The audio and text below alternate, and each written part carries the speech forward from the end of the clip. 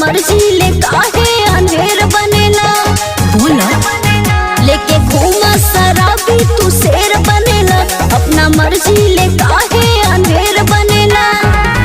भूल जाए पापा हल तू आटा में का बुझलो पड़ जाई केहू तोरे डाका में मोरे ऑर्डर चली तोरे इलाका में। अच्छा। पड़ जाई केहू तोरे डाका में मोरे ऑर्डर चली तोरे इलाका में। अरे रहे दो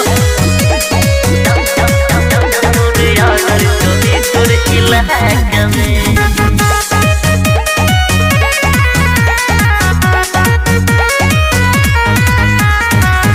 जालू जब गलिया में लेलू अंगड़ाई लग जाई तो ना सोना और जन बड़ाई।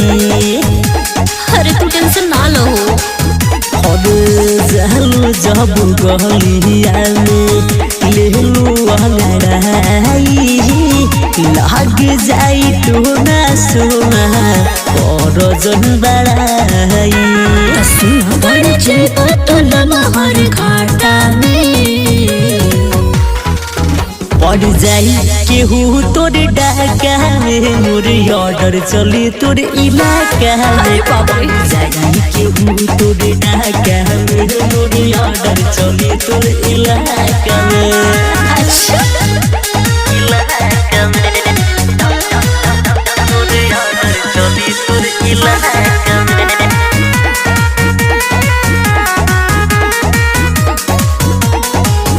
जान जान कहती कहती कहे लागल बुढ़िया तू ही बारू बड़ हम सोना तू ही बारू पूरिया।